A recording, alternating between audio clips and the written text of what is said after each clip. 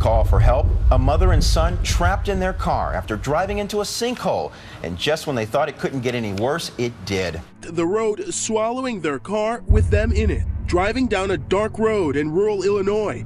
When their Ford Taurus tumbled into the broad sinkhole, the road had given way after epic rains in June, double the average for the region. Then a bad situation got worse. A pickup truck literally drives over them.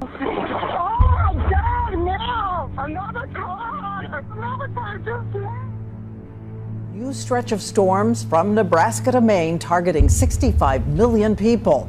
At least a dozen tornadoes already deployed against Iowa yesterday with a kind of savage beauty.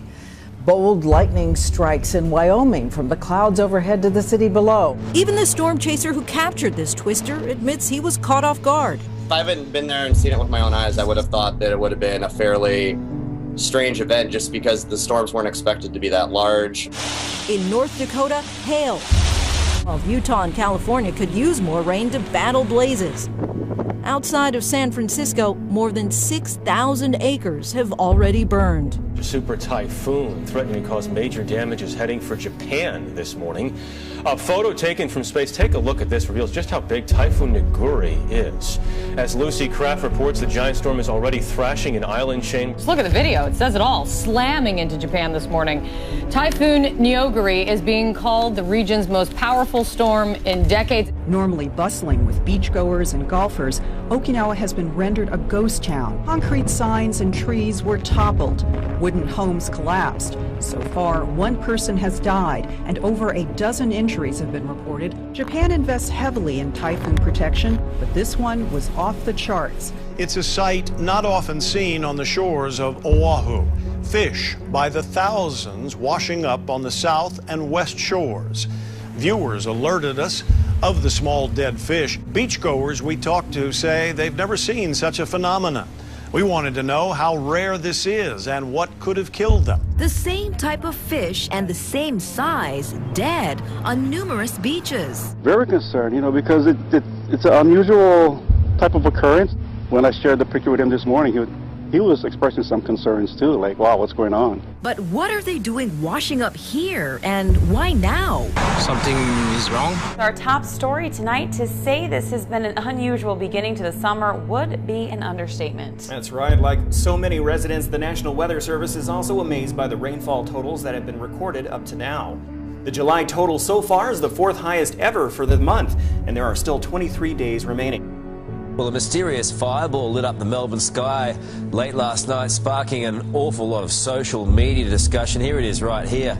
Well, joining us now is Today Melbourne reporter Justine McKenzie. It has been confirmed this morning that it was a meteor. Right now, meteorologist Jill Sweat has been working on a story that suggests that our planet's magnetic field is weakening at an alarming rate. We're going to be seeing a lot of changes to our electronics in the coming months and, well, actually years, as we see the magnetic field change just a little bit. This recent study that just came out from the European Space Agency from one of their satellite systems is suggesting that here in the northern hemisphere, western hemisphere rather, this blue shaded area, we are seeing a weakening in the magnetic field that's around the Earth. Also some big impacts onto power grids as well as communication systems, as we could be seeing power grids shutting down, similar to what a blackout would be. And visitors of Yellowstone National Park have been advised to keep off the roads. That's because the heat from a supervolcano beneath the Earth's surface is melting away the asphalt. Park officials have closed the 3-mile-long roadway known as Firehole Lake Drive and have asked visitors to park on the sides of the road. Park officials say it's basically turning the gravel into oatmeal. 2014 was one of the coldest winters on record for the United States. It seemed every week brought harsh, cold weather and snow, and then in January, the polar vortex hit, freezing over 70% of the Great Lakes. Now, in the middle of the summer, another polar vortex could be headed this way. There's one huge thing that's happening right now. We're looking at sunspots. Look at this graphic. It's a little funky, so stay with me. Last time the polar vortex happened in January, we saw a huge spike in sunspots or solar activity. Look at it spiking again. In the summertime, shouldn't happen like that. Tonight is the first of several supermoons this summer. Here's a look at the moon over the valley right now. How beautiful is that? The scientific term for the phenomenon is perigee moon. It makes the moon appear larger and brighter. The supermoon lit up the skies in many places around the world. This one shows it rising over houses in Spain, while this was the view in Las Vegas as the moon was setting towards the western skies of Nevada. Something else happened this weekend, of course, the supermoon. A lot of people out last night looking at it, and they saw a little extra something too. It looks like a meteor right in the path of that, the supermoon. There you can see it kind of moving off to the side. It almost looks like it splits in two before disintegrating. The American Meteor Society, by the way, reports that they received reports from Texas all the way to Florida. Families from Florida to Pennsylvania heading into this weekend facing an obstacle course of fallen trees, floods, and roads covered in mud, all from the powerful storms that hit hard and fast. Tonight, it's the country's heartland bracing for what we saw on the East Coast. Flooding rains, and in Virginia Beach, winds up to 70 miles an hour. Even a tornado, which lifted Travis Pesco's car off the ground. It was like a spin cycle, everything in my car just flying around. If that wasn't enough, a church steeple fell, just missing his car. Then there were the lightning strikes, 165,000 hits yesterday. And some close calls this week for people who thought they were safe. Watch this, outside Denver. Here comes the hail, I think. A man standing in his garage with the door open. Lightning has killed a second person in 2 days, both in the same national park. It is the latest in a series of dangerous strikes, and that's not the only extreme weather we're seeing this weekend. Electrical storms have gripped Colorado all week. On Friday, they turned deadly. Have 2 people killed by lightning on 2 sequential days is extremely uncommon. A Delaware County teenager was struck by one of the thousands of lightning strikes this evening. This happened on Ashland Avenue in Glen Olden. Take a look at this video so you get a better understanding of what the conditions were like here this evening in Delaware County. In fact, we were out driving in this, and there were, as you can see, the skies in this area lit up with countless flashes of lightning. Heavy rain and gale-force winds have swept across parts of Romania. Gusts of 100 kilometers an hour caused severe damage to homes and cars.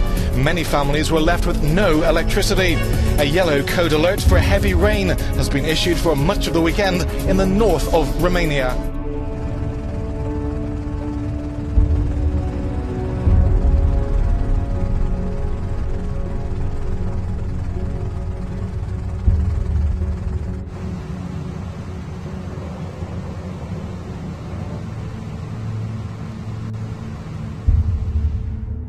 On this Tuesday, July 15th, ferocious storms have been hammering parts of the country with drenching rain, flash floods, and powerful winds. Hit hard the nation's capital with lightning streaking the sky, hitting the dome of the Library of Congress right behind the U.S. Capitol.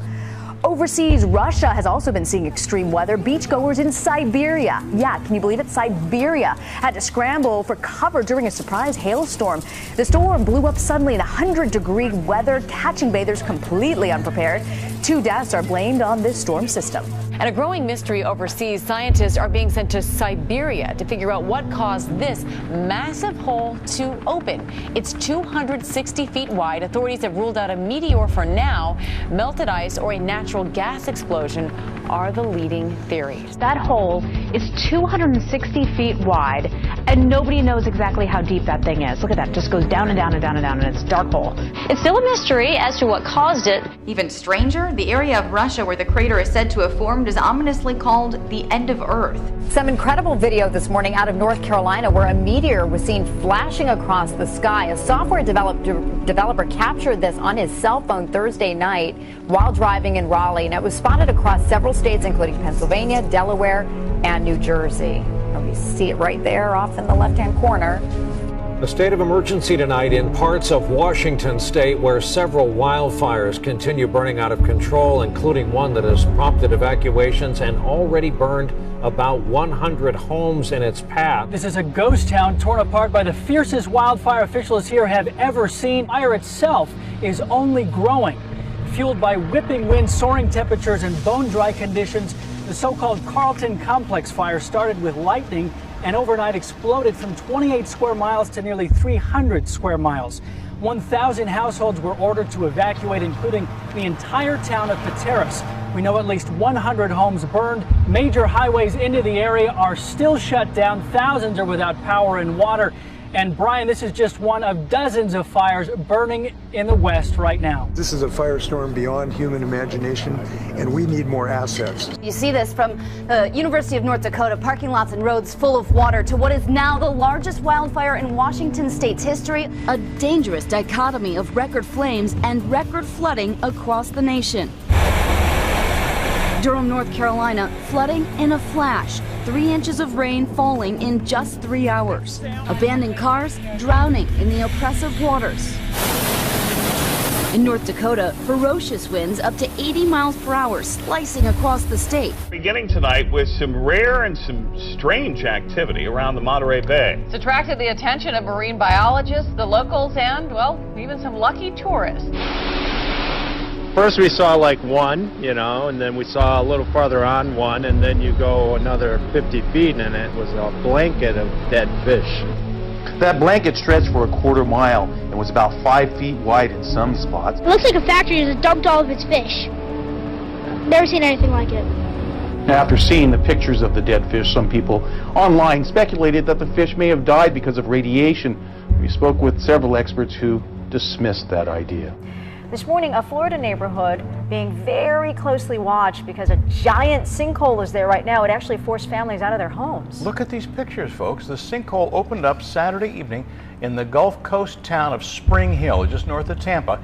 It is already 120 feet wide and 30 feet deep. It has swallowed sidewalks, part of that front yard. Homeowners have never seen anything like this. Out of nowhere, the earth just went straight up in the air. It exploded up in the air, straight up. Can you imagine? That one home is closed. The occupants are not allowed back in. It's unsafe. Deputies have spent the night, last couple of nights, watching the sinkhole to make sure it doesn't affect any more homes. Well, southern China is picking up the pieces after the worst storm the region has seen in 4 decades. Chinese state media says Typhoon Ramasun killed at least 33 people when it made landfall there late last week. Yet another typhoon which threatens the region. As you see there on your screen. Well, bugs may be to blame for a bad crash in western Wisconsin. A 24-year-old woman lost control of her car on Highway 63. Chances are you won't hear them, but you'll see them. Millions of mayflies emerged Sunday night from the Mississippi River. La Crosse, Wisconsin was covered. The bugs made their way onto buildings, lights, and everything in sight. The cloud of bugs was so massive, it actually got picked up on radar. Not surprising. There's just such large numbers that you can see their bodies on radar. The blanket of bugs posed a risk similar to snowy streets. Bridges were closed to keep drivers safe. That is just something. No, your eyes are not fooling you, and it's not a magic trick. The recent wet weather has turned this Mount Hope yard into a holding cell for the weekend's rain. And it made it into a waterbed. That's just wild. Well, there's another fish kill underway in southeast Texas. Tonight, the dead fish are in Moses Lake. You certainly don't see this every day. Mark Raby shot this video of what he estimates to be millions of dead fish floating here on Moses Lake in Texas City. One longtime resident here says this is the largest fish kill on Moses Lake she's seen. It was an act of nature that killed at least 2 people and injured 36 on Virginia's eastern shore. More than 1,300 people were at the Cherrystone family campground when the storm hit, many of them children. Witnesses say the sky turned black and started dumping hail the size of golf balls. There was a tornado warning for the area, but some say they found out only seconds in advance. One man said he didn't even have time to close the door to his camper. All of this on the heels of strong storms Wednesday night in the Northeast. Skies opening up over Yankee Stadium. It is dangerous conditions now at Yankee Stadium. And the severe thunderstorms are on again tonight. Residents in eastern China woke up early this week to find the river that runs through their city had turned blood red. The other night, folks smelled something strange, and then the Wenzhou River turned red, blood red, and nobody knows why. The riverbanks are covered with garbage. For now, inspectors are taking water samples for closer analysis. There have been more than 80 reports of severe weather stretching from the center of the country to the Ohio Valley to Florida. Overnight, dangerous weather across the country. lightning cracking the sky over Pennsylvania.